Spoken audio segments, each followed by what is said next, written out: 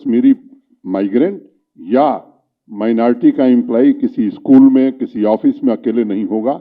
हर जगह 2-3 मिनिमम लोग तैनात कर किए गए। तीसरी बात, उनकी सुरक्षा की दृष्टि से भी हर जिले में एक हमने ऑफिसर अपॉइंट किया है। हमारे कार्यालय में भी एक ऑफिसर है जो उनकी ग्रीवांस को सुनता है, उसका कैसे समाधान किया जा सकता है इसकी कोशिश करता है। लंबे समय से उनका प्रमोशन नहीं हुआ था, वो हमने सारे लोगों के प्रमोशन कर दिए। जो नॉन गजटेड से गजटेड में जाने वाले लोग थे वो भी लिस्ट पब्लिक सर्विस कमीशन को भेज दी गई। 2015 में ये लोग अपॉइंट हुए थे।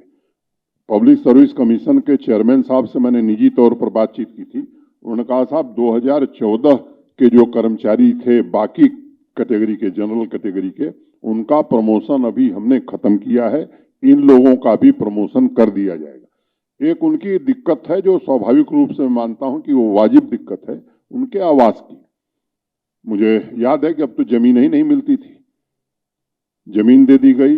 अधिकांश काम के टेंडर हो गए हैं, 1-2 बचे वो भी जल्दी से हो जाएंगे।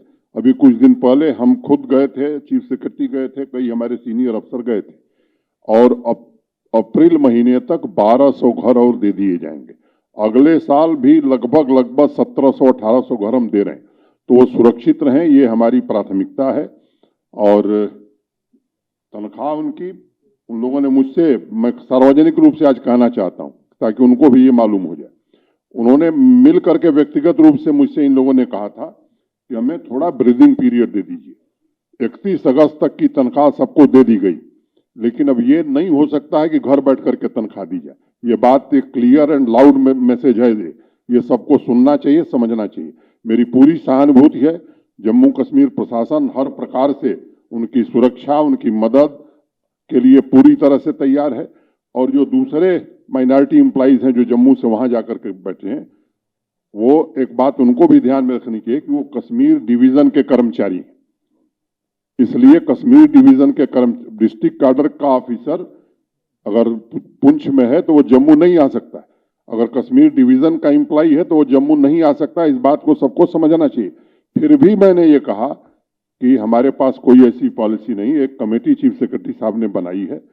संयोग से जो पहले उस कमेटी को हेड कर रहे थे उनका स्थानांतरण हो गया, वो कमेटी विचार कर रही है। मैंने उनको भरोसा दिया है कि अगर कोई गुंजाइश होगी तो एक नीति भी हम बनाने की कोशिश करेंगे।